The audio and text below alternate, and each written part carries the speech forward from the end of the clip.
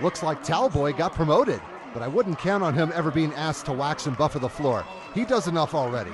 Natrona versus Laramie for the 4A state championship. First quarter, Laramie wearing the maroon, and they would make an early statement. Katie Kuhn strikes from behind the arc. That's how you get this party started, and the Lady Plainsmen would take a 3-0 lead. But they were just getting started. Here's Kuhn again for three more. Gets the bounce and gets the shot to drop in. That ended up being all of her contributions to the game, but her team is up 6-2. Laramie came out on fire to start this game, and they were burning up the nets. Kylie Heiser, she's lighting one up herself, and they are smoking hot. Her team could do no wrong in the first few minutes. The score is now 9-2. They were hitting from all sides from behind the arc. This is Allie Beckler in the far corner. Got it. The Lady Plainsmen were taking the fight to their undefeated opposition, and they were winning 12-4. There's more. Same spot, same person. Beckler again. Count it. The Laramie crowd was going nuts. Their team was in command, 15-4, and the game's only 4.5 minutes old. Natrona needed to get their act in gear or else they were going to get swallowed up whole. Kazan Graney collects the loose ball and scores 2 for the Phillies to help ease things a little bit, but they're still down 15-6. They had some problems getting a lot of up-close shots to drop in, but at times they would have each other's back. Sierra Barch gets the offensive rebound and scores her only 2 points of the game here. NC trails 15-8 at this point. The Lady Plainsmen were doing that as well on the other end. This is Madison Legursky. Yes, that's UW women's basketball coach Joe Legursky's daughter. It's now 17-8. The three-point barrage was starting to wear off, but they had one more left in them. Heiser led all scorers with 11 points, including that long bomb. Laramie was surprising everyone but themselves, leading 20-8 after the first 8 minutes. Second quarter, for those of you who watched this game, this is where the scoring pace slowed immensely. In fact, it almost came to a complete stop. I think Reagan Wilson just provided a great example of what's to come, or what's not to come. On the other end, NC was trying to put the pieces back together. Kaylee Johnson would get the offensive board and clean up the mess for the Phillies, who are still down 21-10 at this point. Not many points were scored in this quarter. In fact, all 3 of Laramie's points came from the free throw line. Graney will change hands for Natrona and score on the run, but her team has more work to do, trailing 23-12.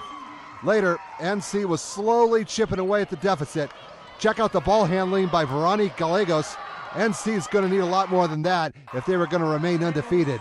They're still down 23-14 going into the locker room. After watching all that, why not? Let's go to the phones. Hello, caller. You're on a special edition of Sportsline Live. What's on your mind? Third quarter, the pace picked up a little bit, but not by that much more. Wilson finds a wide open lane. She'll take the ball and score for the Lady Plainsmen, who would increase their lead to 27-14. Back comes Natrona. Emma Norvell's leading the charge. Nice crossover, hoop, and the foul. The Phillies were taking what they could get, although they were on the wrong end of a 27-16 score. Laramie would try to go back to what was working at the beginning of the game. Heiser spots up for 3 more. Ring him up. Her team was trying to establish a stranglehold on the lead, up 30-16. As for the opposition, one person that has not done much is Johnson, and she had to snap out of it. She is the Wyoming Gatorade Player of the Year, after all. She did score 10 points, and her team was still down by 10. It was 30-20 going into the final 8 minutes. Fourth quarter, here's where things started to get interesting again. NC was slowly turning the tide, and they were getting comfortable. Johnson's going to work her way in for another 2 behind the referee, and that would make it a 30-22 contest. But the ladies from the Gem City were not about ready to surrender the momentum. Legursky drives and gets a layup to add to the cause, and the lead is back up to 10. It's 32-22. Natrona then decided to take a page out of their opponent's playbook, and they needed to. Gallegos dialing one up from long range and connects. Her team is getting closer, trailing 32-27. Right about now would be a good time for the defense to make a play.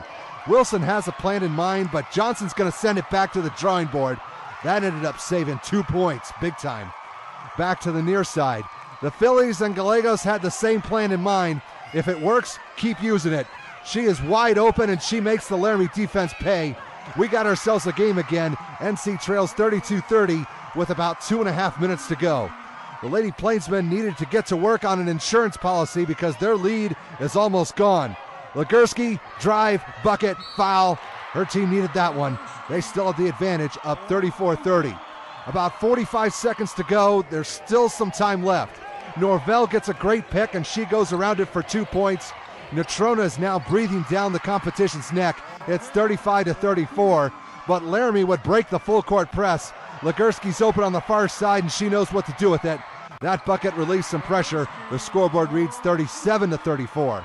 Only a few seconds remain. The Phillies have the ball and need 3 to tie. Graney ends up having to take the shot.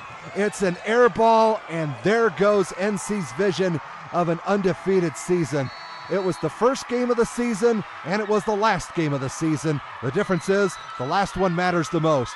Laramie pulls off the stunner, winning their first 4A state championship in school history, 38-35. The Lady Plainsmen finished the season with a record of 23-4.